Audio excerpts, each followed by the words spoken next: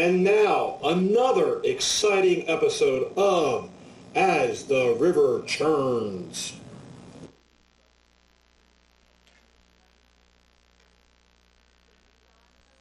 Hello, everybody. Well, the river churns is just Homer for right now. If you tuned in to see Tom and Lisa, sorry to disappoint you. What I want to talk about today is going to be very brief. It's going to be a little bit short, but I just want to talk to you a little bit about our Fast Pass system at the gatehouse. As many of you have seen, the gatehouse is done and it's ready to be occupied. So we're going to be giving passes out in the next couple of weeks. You'll be getting your passes. Once you get them, you're going to fix them to your vehicle, and it's going to operate our Fast Pass Advance system. One of the things I want to make sure that everybody understands is that these passes are meant for your vehicle and your vehicle only. These are not for friends. These are not for family. These are for residents only. We are not even issuing them to our staff at this time. So what I'm going to show you now is a video that kind of instructs you a little bit about the capabilities of the guardhouse, the capabilities of the Fast Pass system, and how to use it. And then I'll stop after that. We'll talk for a few seconds, and then I've got a surprise guest that's going to be with us today who has some very important information for you. Okay, if we can play the video. Welcome, everybody. After much anticipation and a long wait, it's finally here. Our gatehouse is finished. What you're about to see is an instructional video of how to enter using your Fast Pass system, your badge system, and our video link system, as well as our in-person system. So before we do that, let's step inside and let everybody see what the gatehouse looks like.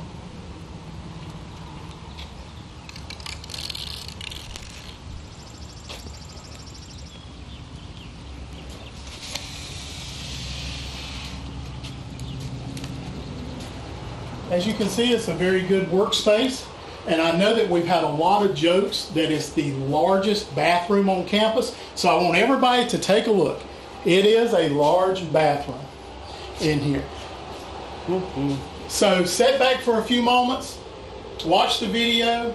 After we present it today, it will be posted on CareMerge and our YouTube channel in case you need to watch it again.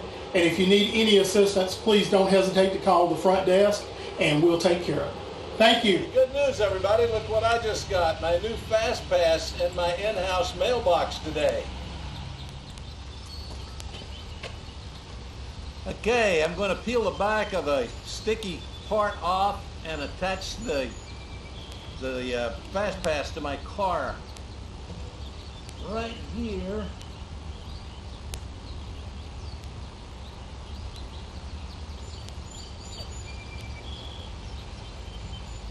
And that's all there is. We are entering off of Sandy Ridge Road onto John Knox Drive, and we're approaching the gates at River Landing.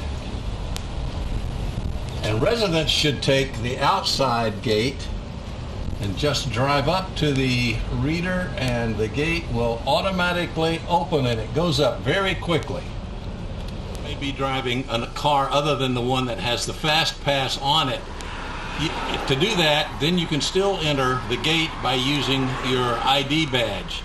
I'll show you how to do that. The gate, you'll notice that there is a yellow post, and on that post there is a black box. Just hold your badge close to that, and the gate comes up, and you can enter the community. There may be a time when you have left the community and you forgot your badge and you're not driving the car that has the Fast Pass on it. In that case, you have to stop by the gatehouse and follow this procedure. Hi, Mr. Rosen. How are you doing today? Well, I'm doing pretty well, Marcus, except I forgot my badge and I don't have a way to get in. Oh, that's not a problem. I can get that gate open for you. Thank you very much. Perhaps you've been out late and you come back and the gatehouse is not manned. In that case, you need to just approach the squawk box and punch the button, and someone will speak with you. When you drive up, push the small button at the bottom on the left. The lights will come on, and someone will come and speak to you. Hi, this is Tom Burleson. Mr. Burleson, what can I do for you today? Well, hi, I'm at the gate and I don't have my card with me. Could I please enter? Yes, sir. I can get that open for you. One moment. Thank you.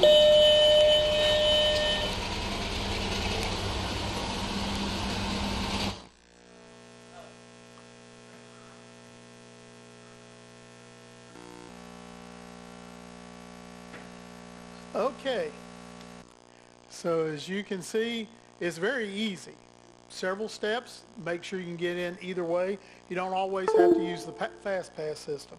I'd like to thank Brian Stroud for his great video photography doing this and editing. He does such a good job. And he just took a bow over here. And also thank Tom Burleson for being willing to help us. And, you know, we work on a small budget around here, so we couldn't pay Tom. He had to volunteer. So anybody that wants to donate a razor for him to get rid of this, feel free to see him when you can. So a couple of things as we go forward. You will get in your mailbox when we're ready to have this open your Fast Pass. All the forms that you filled out, turned into the front desk, are right now being entered into our database system. Takes a little bit, a lot of steps, so we're going to roll this out just as soon as we get everybody's in and the gatehouse is ready to go. We will make sure that, again, reiterate, please don't give these to anyone else. These are for residents only. Again, our staff won't even have them yet. If you have any questions, feel free to reach out to me or the front desk. Be glad to answer them for you. And also, if you missed any of this or you want to watch it again, it's going to be posted on our on our Care Merge. By the end of the day today, it should be there. So you feel free to watch it anytime, or if you just want to see me in the middle of the night, help you sleep a little bit, whatever the case may be. One other thing I want to talk about while we're talking about the gatehouse entry and things of that nature. We have a lot of transportation coming through our community. We still have construction going on in some areas. If you would please, I know the weather's beautiful. I know everybody's outside now, and we're glad to be where we can be out, and Lord's blessed us with pretty weather. Please, if there's a sidewalk available, please use that sidewalk and not walk in the middle of the streets. Larger vehicles, even passenger cars, you may get hit. We don't want that to happen. So please utilize the sidewalks. And if you're driving a golf cart or any motorized vehicle, please make sure you stop at the stop signs as you go through. We definitely want your safety to be utmost important to us. So I thank you for your time. I told you it was going to be short today, and if there's anything else you need, please feel free to reach out to me at any time. And now I promised you a very special guest, and this special guest has a lot of very pertinent information about a subject that's very important to a lot of people. So without further ado, Scooter Nance.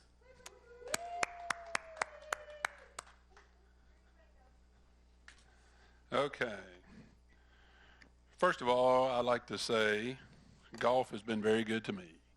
So, no, seriously, I'm here to make an announcement that we've all been waiting for, and it's exciting times.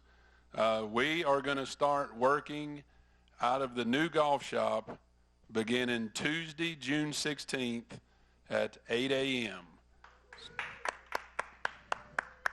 So that's been a long time coming. And we're really excited about that. Now, the golf shop will be, I guess you would call it, the word that's been going around for a while, more of a soft opening.